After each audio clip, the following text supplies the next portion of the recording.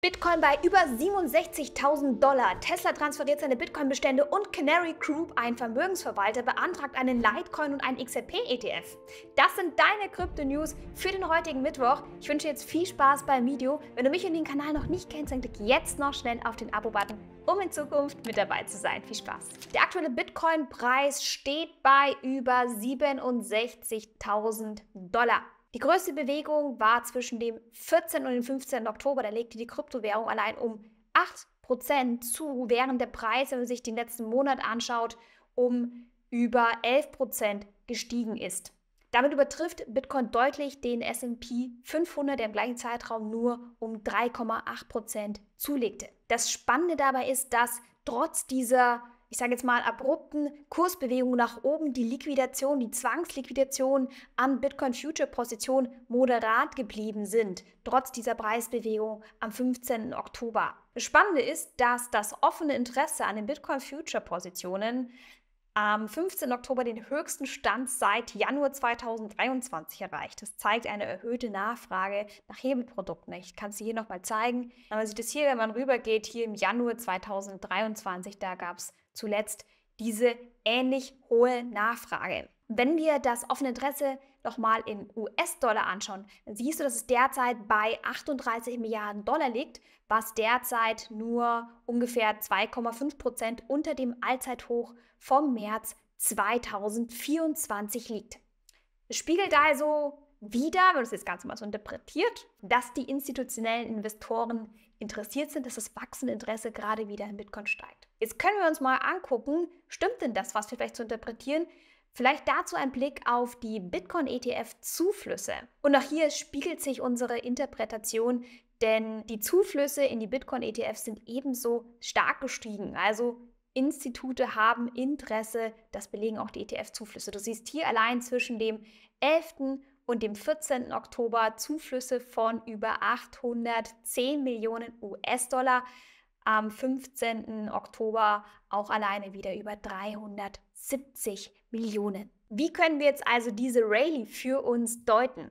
Wir stellen fest, starkes Interesse an Hebelpositionen. Die Rallye wird stark angetrieben von Derivatemärkten und auch von größeren institutionellen Investoren, weniger von den Privatanlegern. Also die Anleger sind immer noch ein bisschen zögerlich, sich in die Rallye einzukaufen. Es gibt Bedenken, dass solche starken Zuwächse, gerade im Derivatebereich, mit den übermäßig riskanten Hebelpositionen Kurskorrekturen auslösen können. Das kann eintreten, obwohl die Händler selbst vorsichtig mit der Hebelnutzung derzeitig umgehen. Und dazu möchte ich dir folgendes Bild zeigen. Und zwar siehst du hier, dass wir uns momentan in einer sehr engen Zone befinden, wo so ein bisschen ausgetestet wird. Zone zwischen 66.000 und 68.000 $. Das ist eine Zone, die stellt einen Widerstand dar, wo der Preis auf einen gewissen Verkaufsdruck trifft. Wenn der Markt jetzt diese Zone nicht durchbrechen kann und die Nachfrage dann wieder schwächer wird, dann könnte der Preis eben unter die Angebotszone ziehen, vor allem wenn der Markt zeitgleich auch noch überhitzt ist und eben wir viele gehebelte Positionen hätten, die dann liquidiert werden. Das heißt, dass der Markt auch nochmal vor einer baldigen Korrektur stehen könnte. Was denkst du, wo stehen wir mit Bitcoin heute? Könnten wir nochmal runterrutschen unter die 60.000?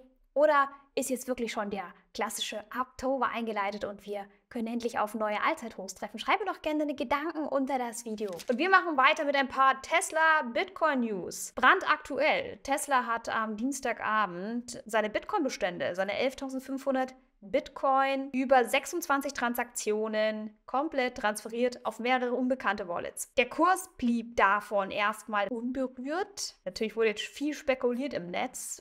Dienstagabend, heute Morgen, was passierte mit den Bitcoin-Beständen? Verkaufte die? Es ist einfach unklar. Spannend ist aber, dass ich heute Morgen mir einen Screenshot gemacht habe.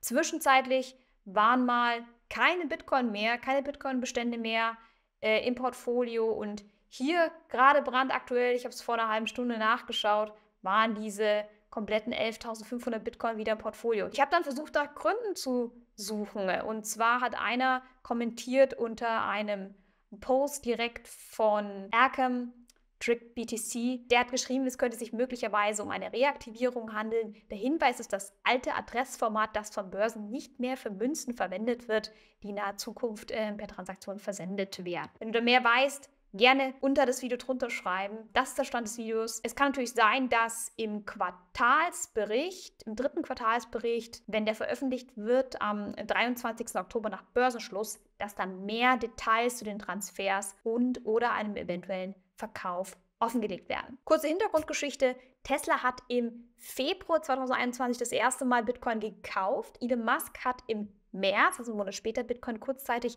als Zahlungsmittel für Tesla-Fahrzeuge akzeptiert. Diese Entscheidung jedoch nach wenigen Wochen wieder zurückgenommen. Kommen wir zu unserem letzten Thema, und zwar wurden neue ETFs für Litecoin und für XRP vor den US-Wahlen eingereicht bzw. sind geplant. Und zwar hat der Anbieter am 15. Oktober ein S1-Dokument für Litecoin, für den Litecoin-ETF eingereicht und ein paar Tage vorher, bereits am 8. Oktober, auch ein S1-Dokument für einen XRP-ETF. Spannenderweise kommt das Ganze im Zusammenhang nicht nur vor den US-Wahlen, sondern auch ähnlich wie der Anbieter Bitwise. Der hat nämlich vor Canary Capital bereits ein S1-Formular für einen XRP-ETF bestellt. Wie können wir das Ganze jetzt interpretieren? Man könnte sagen, es handelt sich um eine Art Call-Option, eine Art positive, spekulative Wette auf die US-Wahlen. Canary denkt wahrscheinlich, ja, es könnten positivere Marktbedingungen nach den Wahlen anstehen. Die USA wird vielleicht kryptofreundlicher. Das könnte dem Markt für Kryptowährungen die Nachfrage ankurbeln. Und wenn wir jetzt den ETF dann bis dahin hätten, dann könnte der ETF auch von steigenden Litecoin-Preisen in dem Fall profitieren und hofft, dass sich die Rahmenbedingungen nach den Wahlen verbessern und dass sich das in dem Interesse in ihrem ETF auch wiederum widerspiegelt. Also mal wieder ein super aufregender Tag heute schon wieder. Viele spannende News innerhalb kürzester Zeit. Das mit Tesla ist zum Stand des Videos noch nicht geklärt. Auch das Thema mit den Litecoin und mit den XRP-Anträgen finde ich ziemlich interessant, inwieweit hier die Wette mit den US-Wahlen aufgehen wird. Und ja, so wollte ich dich auf dem Laufenden halten. Das war es auch schon wieder von mir. Wir hören, wir sehen uns. Bis zum nächsten Mal. Bleib wie ich von Krypto fasziniert. Mach's gut. Ciao.